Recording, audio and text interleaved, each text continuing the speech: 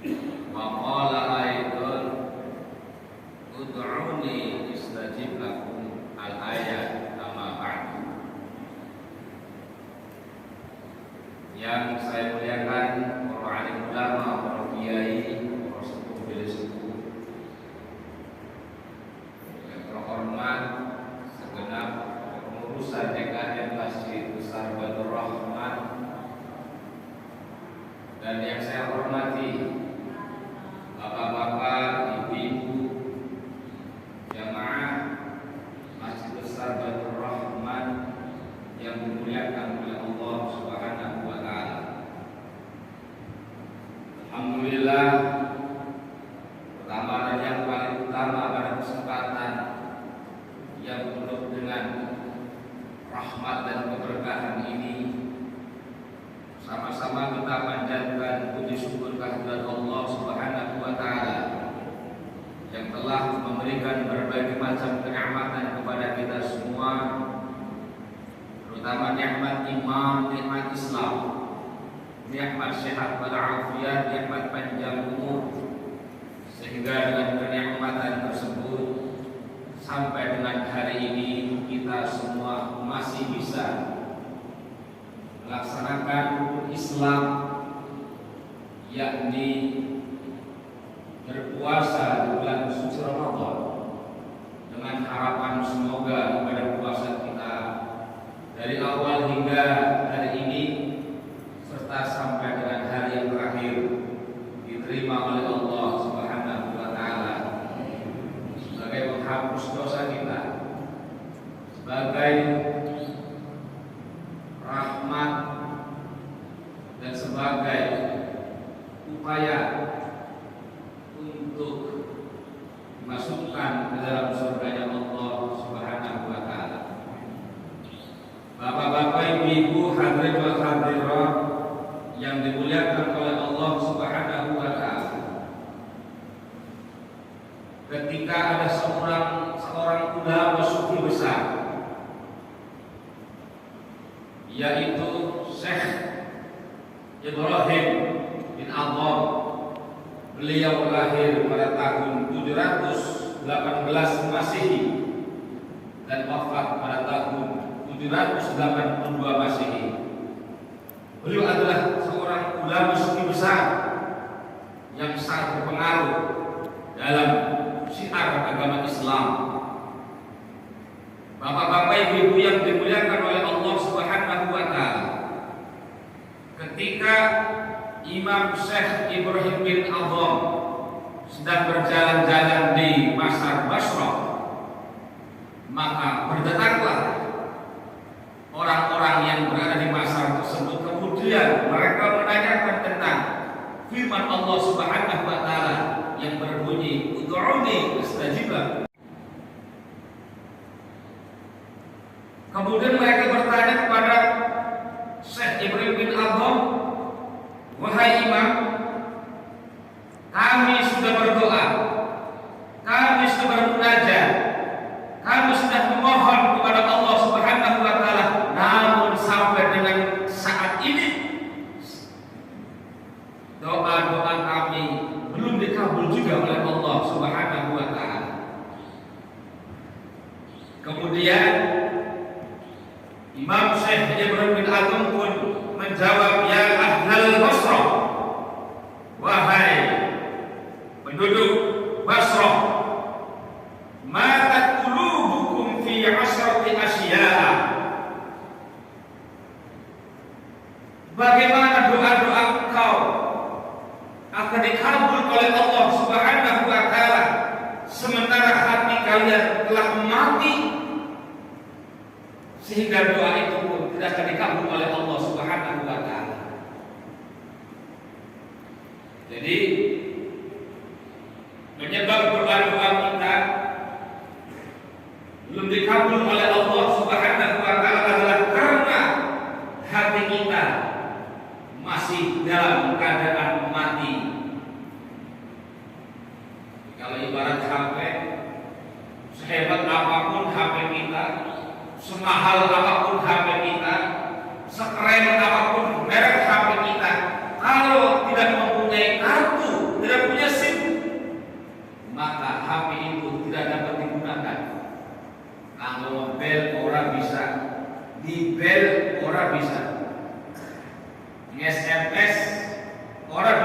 di SMS, orang bisa. Maka hati ini adalah merupakan perkara pokok akan terkabulnya doa kita kepada Allah Subhanahu wa taala. Dan Ibrahim bin Adham mengatakan, "Matat qulubukum fi 'asharati asya'a." Ada 10 perkara yang dapat mematikan hati manusia.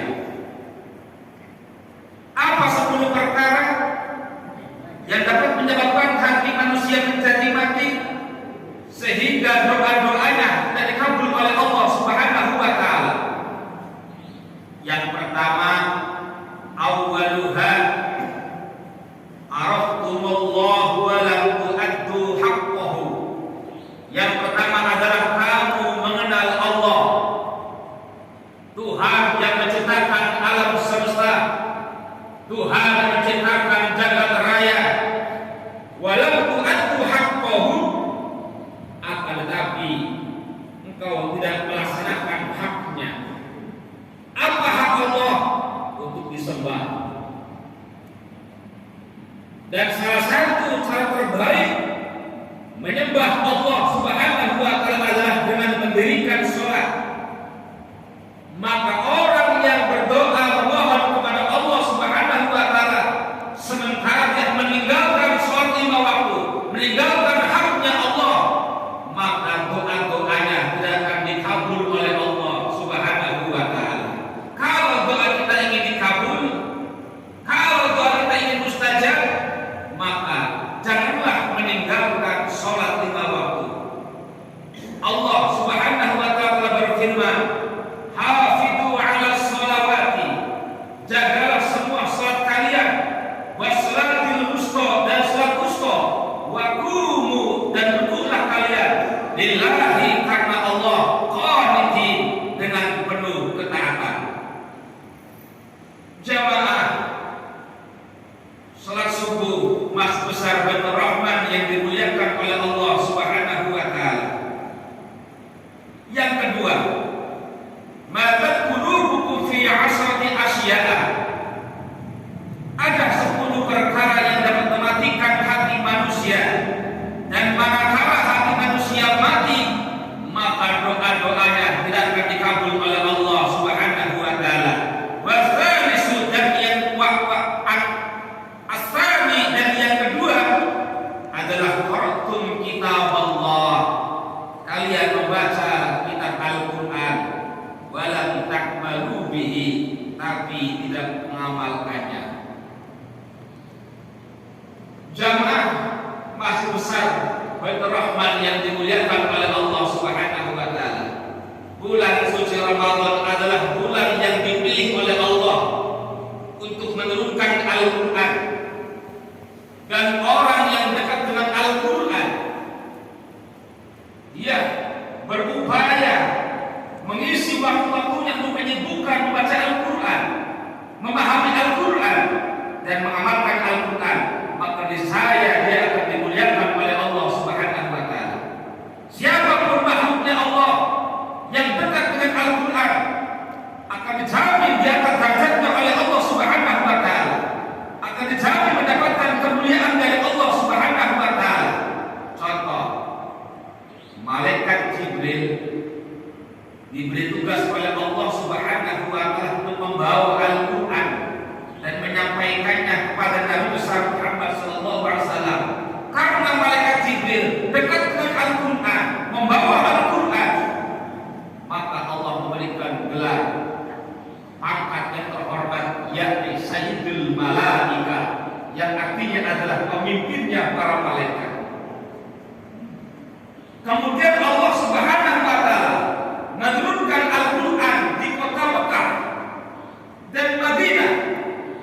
Karena kota Mekah dan Madinah adalah merupakan 2 kota yang dipilih oleh Allah diturunkannya Al-Qur'an, maka Mekah disebut kota suci, kota yang mulia.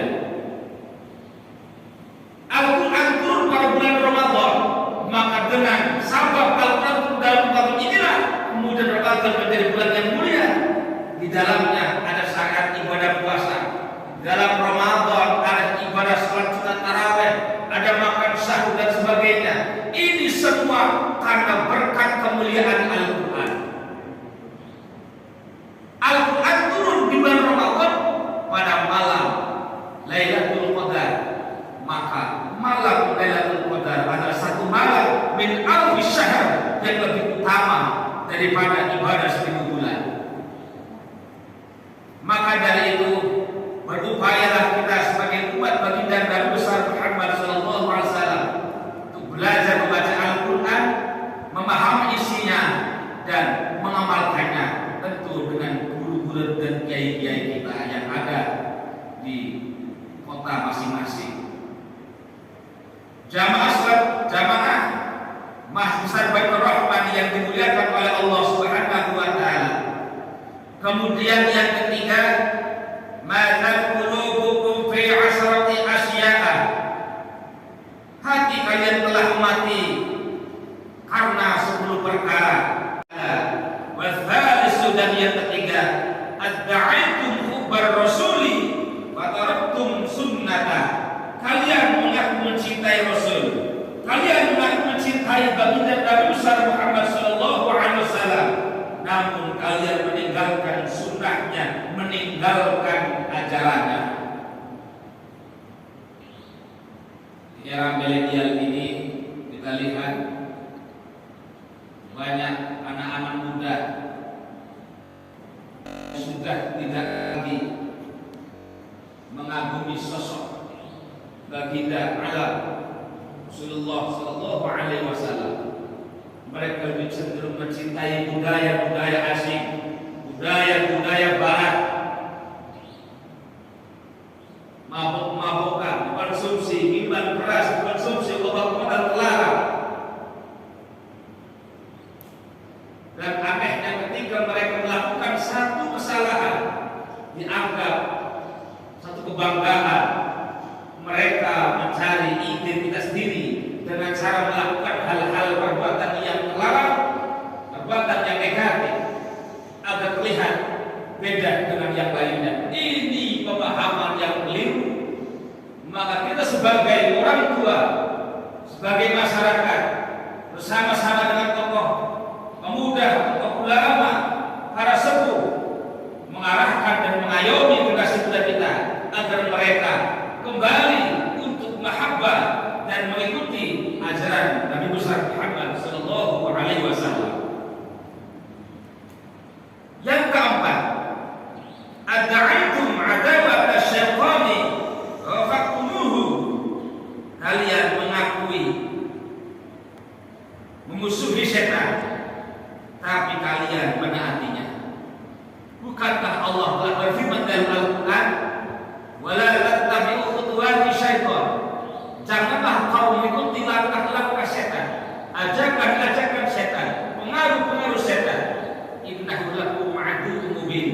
Sesungguhnya setan itu adalah musuh yang nyata bagimu. Kita mengakui dan kita meyakini akan ayat ini, dan kita mengatakan bahwa setan adalah merupakan musuh yang nyata. Namun sayang, perbuatan-perbuatan kita, akhlak kita justru mengikuti dan menaatinya. Maka orang yang meyakini bahwa setan adalah musuh yang nyata, namun dia mengikuti ajakan, menaati perintahnya, maka termasuk 10 golongan yang hatinya mati sehingga doanya dikabul oleh Allah Subhanahu wa taala. Karena dalam kehidupannya selalu perbuatan dosa, perbuatan maksiat yang dilakukan.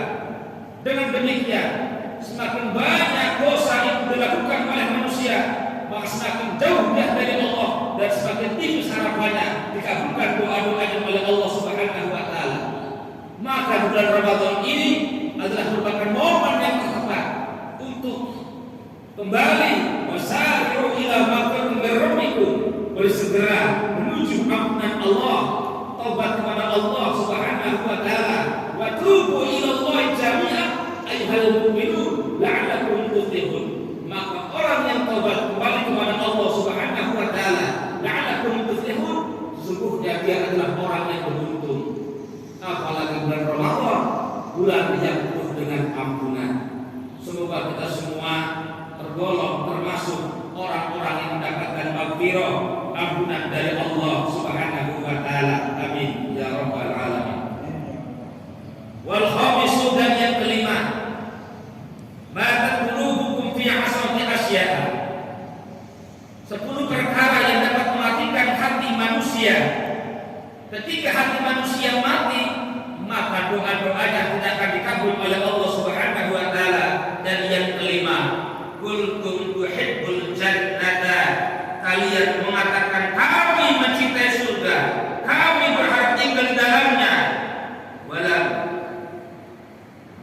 ta'malunaha, namun tidak beramal untuk memasukinya.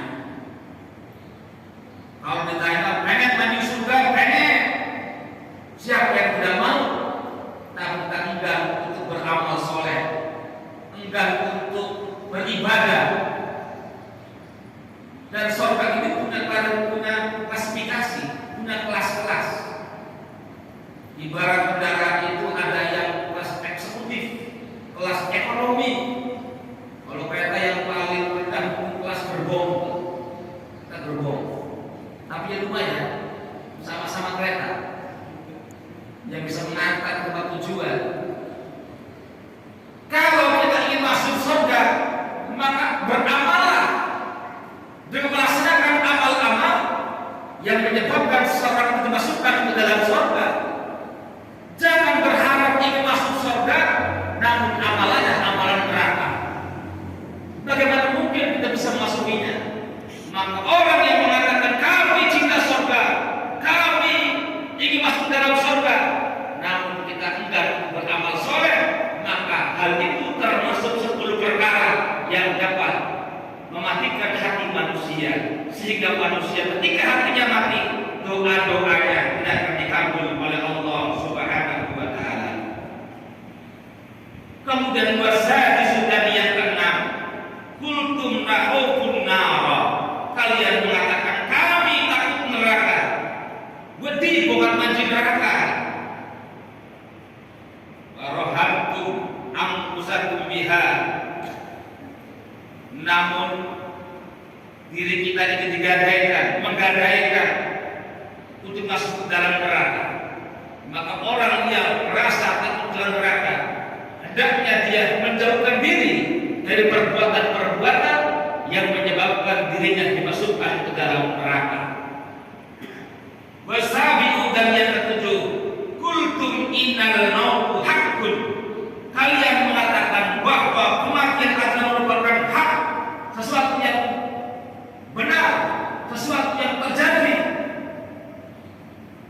Dan kita meyakini bahwa kullu nafsin dha'iqatul maut, setiap sesuatu yang bernyawa pasti akan mengalami mati.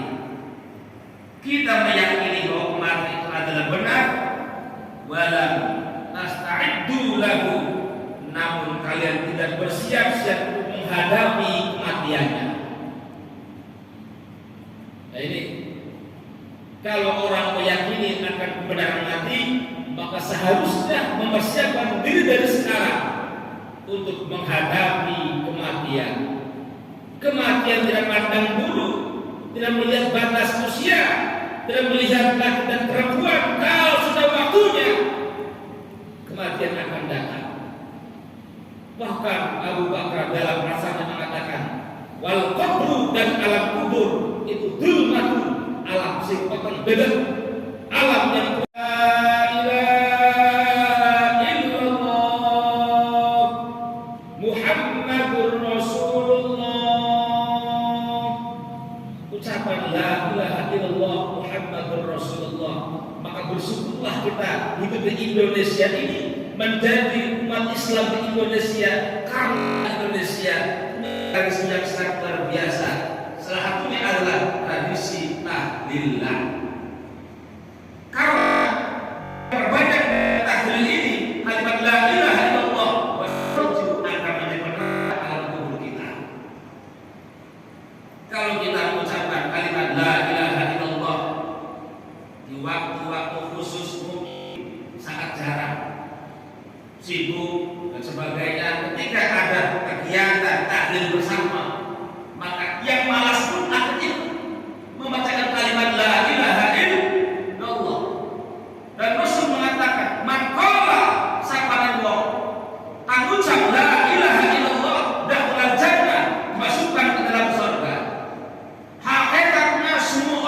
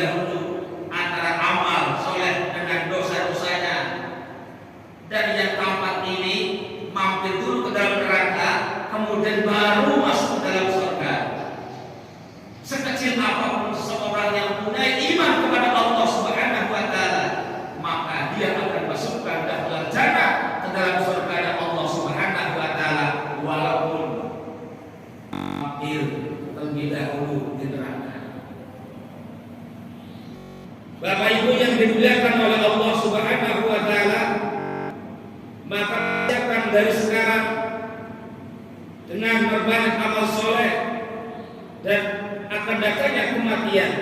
Semoga kita semua ketika bertemu dengan malaikat Israil dalam keadaan husnul khatimah. Ya Allah biha, ya Allah biha, ya Allah bi husnul khatimah. Ya Allah biha, ya Allah biha, ya Allah bi husnul khatimah. Amin ya rabbal. Dan yang kedelapan, wasaminu istaghaltum bi'uyubi ikhwanikum wa nabattum uyubakum. Kalian sibuk membicarakan aib-aib saudara kalian, sedangkan kalian melupakan aib-aibnya sendiri. Orang yang suka menghibah, orang yang suka membicarakan aib orang lain, apalagi menuduh, apalagi memfitnah dan sebagainya, maka hati mereka akan ditutup oleh Allah Subhanahu wa taala. Hati mereka akan mati. Ketika hatinya mati, doa-doanya akan dikabul Allah Subhanahu wa taala.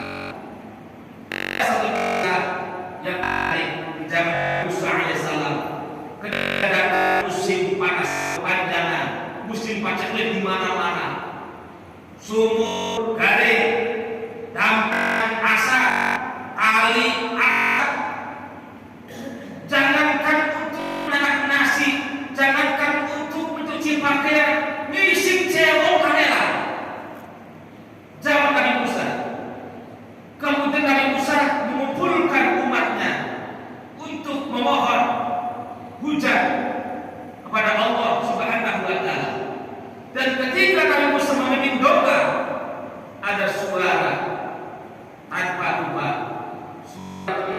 Hai Musa, doa-doamu ditolak oleh Allah karena salah satu umatmu ada yang sudah mengaku doa. Doanya Nabi tertolak gara-gara dua umat masih mengaku doa. Bagaimana bangsa kita yang besar saat ini, yang suka menghujung, suka mencaci maki, menyalahkan pemimpin, menyalahkan pemerintah yang belum tentu hanya karena informasi, hanya karena hoax, hanya karena berita-berita yang tidak bertanggung jawab. Maka janganlah kita suka membuka aib orang lain, menyalahkan orang lain, karena akhirnya kita akan dibuka aibnya oleh Allah Subhanahu wa taala. Barang siapa yang menutup aib orang lain, maka aibnya akan ditutup oleh Allah Subhanahu wa taala. Bukankah manusia adalah merupakan makhluk al-insan, makhluk khata'an nisyan? Manusia kepada salah dan lupa. Adakah manusia yang suci tanpa dosa? Kecuali baginda besar Muhammad sallallahu alaihi wasallam. Maka janganlah kita sibuk membicarakan orang lain, apalagi bulan suci Ramadan. Yaitu kita mengatakan khamsatu asya'a ihbitu shauma, ada dua perkara yang dapat menghapus pahala puasa. Puasanya sah, tapi pahalanya dihilangkan. Puasanya sah, tapi meroleh ganjaran. Siapa di antaranya? Bukan puasa sing senang ghibah, membicarakan aib orang lain. Al-kadhib, al-ghibah, wal-namimah. Jamaah salat subuh Masjid Besar Baitur Rahman yang dimuliakan oleh Allah Subhanahu wa taala. Dan yang kesembilan, 10 perkara yang dapat mematikan hati manusia. Ketika hati manusia mati, doa-doanya tidak dikabul oleh Allah Subhanahu wa taala. Yang kesembilan adalah akaltum ni'mata rabbikum wa lam tashkuruha. Kalian memakan nikmat-nikmat Allah, tapi kalian tidak bersyukur kepada Allah Subhanahu wa taala. Enggan bersyukur kepada Allah. Padahal ayatnya enak. La in syakartum la zidannakum wa la in kafartum inna 'adzabi lasyadid. Wis gampangane sing dalam syukuran karo Gusti Allah ditambah nikmate. Nikmat apa? Nikmat iman, nikmat Islam, nikmat kesehatan, dan nikmat yang lainnya. Bukan hanya rezeki. Langkung sampai sing dalam syukuran karo Gusti Allah inna adzabi lasyadid. Azab Allah sangat pedih. Bersyukur diupai tambah nikmat, orang belum bersyukur diupai azab. Orang yang menikmati karunia kenikmatan Allah tanpa bersyukur kepada Allah, maka hatinya telah mati sehingga doa-doanya ditolak oleh Allah Subhanahu wa taala. Dan yang terakhir, kalian telah mengubur orang-orang mati tapi tidak mengambil pelajaran darinya. Kita sering mendengar informasi inna lillahi wa inna ilaihi raji'un. Pelajaran ketika ada saudara-saudaranya yang meninggal dunia dan dikuburkan di alam kuburnya, maka hal itu termasuk 10 perkara yang menyebabkan hati manusia mati. Ketika hatinya mati, doa-doanya akan tidak akan dikabul oleh Allah Subhanahu wa taala. Semoga kita semua termasuk hamba-hamba Allah yang sangat-sangat dicintai oleh Allah. Allah selalu memberikan taufik dan hidayahnya kepada kita semua, sehingga Allah selalu memberikan kekuatan iman, kekuatan Islam. Semoga kita semua istiqomah dan mudawamah melaksanakan ketaatan kepada Allah Subhanahu wa taala dan pada syukur ketika menghadap Allah dalam keadaan husnul khatimah. Amin ya rabbal alamin. Itu saja yang dapat saya sampaikan. Semoga ada manfaatnya. Akhiri wallahu taufiq ila aqwamit thoriq.